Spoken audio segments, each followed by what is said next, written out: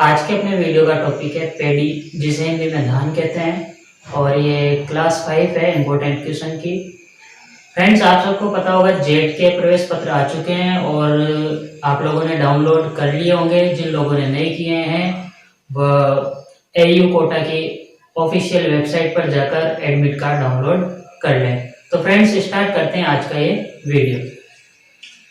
धान के अंदर पहला क्वेश्चन है धान का वानस्पतिक नाम। धान का वानस्पतिक नाम है ओराइजा सेटाइवा। धान की गुणसूत्र संख्या तो द्विगुणित होती है 24। धान का उत्पत्ति स्थान है इंडो बर्मा जिसे या फिर दक्षिण पूर्वी एशिया।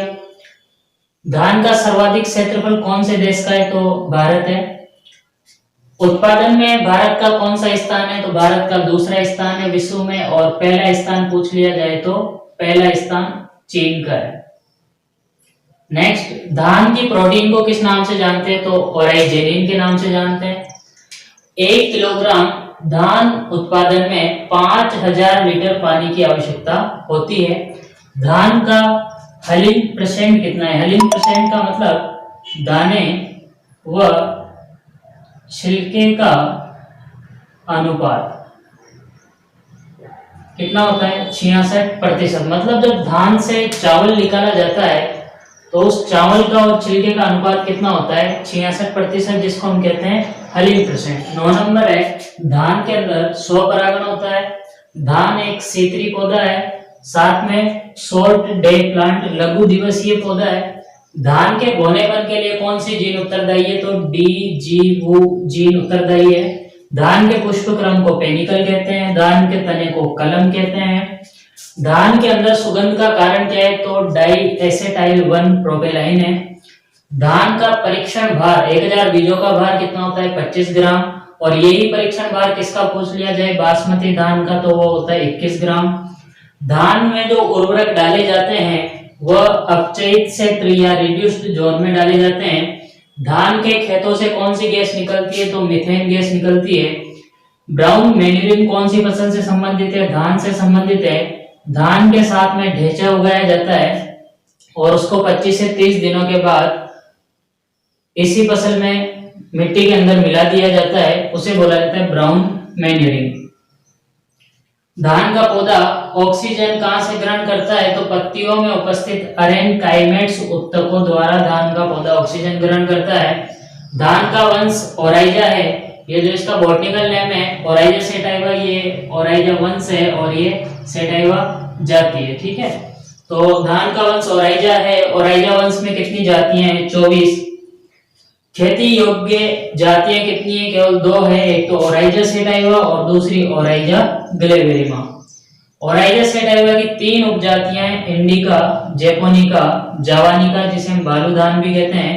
इंडिका भारत में होती है, जैपोनिका जापान में, जावानिका इंडोनेशिया में।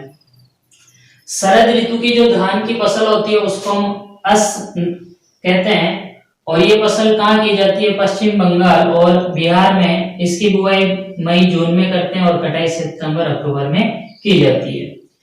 शीत ऋतु में या रबी ऋतु में जो धान की फसल बोई जाती है उसे हम अमन कहते हैं। बुआई इसकी जून जुलाई में करते हैं और कटाई नवंबर दिसंबर में की जाती है। बसंत या ग्रीष्म ऋतु की जो धान की फसल होती है उसको पश्चिम बंगाल में बोरो बोला जाता है और उड़ीसा के अंदर डालुआ बोला जाता है। इस बसंत या ग्रीष्म ऋतु की धान की फसल की बुआई नवंबर दिसंबर में की जाती है और कटाई मार्च अप्रैल में करते हैं। सबसे ज्यादा धान कौन से ऋतु में की जाती है? वो शीत या रबी ऋतु में, जिसे हम क्या कहते हैं? अमन कहते हैं। नेक्स्ट 26 नंबर है भारत में 84% क्षेत्रफल में अमन में धान उगाया जाता है। अमन ऋतु जो रबी या शीत ऋतु का धान है, जून जुलाई में बोया जाता है, नवंबर दिसंबर में काटा जाता है। विश्व का जादुई धान, धान की IR8 किस्म है, उसको बोला जाता है। इसे भारत में 1965 में लाया गया था। भारत का जादुई धान जया किस्म को बोला जाता है। धान की सीधी बुआई हेतु उपयुक्त किस्म कौन सी है? तो धान की बाला किस्म सीधी बुआई हेतु उपयुक्त है। विश्व की पहली संकर बासमती किस्म कौन सी है? तो पूसा राइस हाइब्रिड 10। ठीक है, नेक्स्ट, भारत में संकर धान की प्रथम किस्म कौन सी है? तो CORH10 है। धान की यदि बीज दर पूछी जाए तो छिड़काव विधि से 100 किलोग्राम प्रति हेक्टेयर होती है और ड्रिलिंग मेथड से 60 से 80 किलोग्राम प्रति हेक्टेयर होती है। धान की बुआई की एक और विधि है डेपोक विधि, जिसमें मृदा की आवश्यकता नहीं होती है। डेपोक विधि IRRI मनीला फिलीपींस से विकसित की गई है। इसमें जो बीज दर होती है वह 1.5 से 1.5 से 3 किलोग्राम प्रति मीटर स्क्वायर होती है और 1 हेक्टेयर के लिए हमारे को कितना मीटर स्क्वायर आवश्यक होता है? तो 25 से 30 मीटर स्क्वायर एरिया 1 हेक्टेयर के लिए आवश्यक होता है। धान की फसल के लिए उपयुक्त नाइट्रोजन उर्वरक है अमोनियम सल्फेट, क्योंकि धान का पौधा नाइट्रोजन को अमोनियम के रूप में ग्रहण करता है। इंपॉर्टेंट है। नेक्स्ट 35 नंबर, धान के खेत में जो नील हरित शैवाल होता है वो प्रतिवर्ष कितने नाइट्रोजन का स्थिरीकरण करता है? 25 से 30 किलोग्राम प्रति हेक्टेयर। धान की जलमांग 900 से 2500 mm होती है। सबसे ज्यादा जलमांग गन्ने की फसल की है, जबकि प्रतिदिन जलमांग पूछा जाता है तो धान की फसल की है। पडलिंग की जो क्रिया है वो कौन सी फसल से संबंधित है? धान से।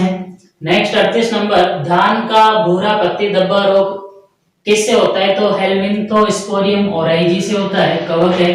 धान का ब्लास्ट रोग पायरिकुलेरिया ओराइजी कवक से होता है। जीवाणु पत्ती झुलसा रोग जेंथोमोनास ओराइजी जीवाणु से होता है। धान का टुंगरो रोग एक विषाणु से होता है और इस रोग का वाहक कौन है? तो ग्रीन प्लांट हॉपर है। धान का उखरा रोग एक निमेटोड के द्वारा होता है। धान का खेरा रोग सब लोगों को पता होगा, जिंक की कमी से होता है। धान का पीला तना छेदक ये कीट है, इसका वैज्ञानिक नाम ट्राइकोराइजा इंसर्टुलस है। धान का गंधी बग कीट, इसका वैज्ञानिक नाम लेप्टोकोरिसा एक्यूटा है। नेक्स्ट 46 नंबर, धान का हिस्पा कीट, इसका वैज्ञानिक नाम डिक्लोडिस्पा आर्मीजेरा है। धान का भूरा खुद का कीट, इसका वैज्ञानिक नाम नीला परवाटा लुबेंस है। धान का केजवर्म कीट, इसका वैज्ञानिक नाम निम्फुला डिटुक्टेलिस है। SRI मेथड जो बुआई का एक मेथड है वो कौन सी फसल से संबंधित है? तो धान से संबंधित है। इस SRI मेथड में R/P कितनी रखी जाती है? तो 25 × 25 सेंटीमीटर कतार से कतार की दूरी और पौधे से पौधे की दूरी। सामान्य धान की फसल की R/P कितनी होती है? तो 20 × 10 सेंटीमीटर।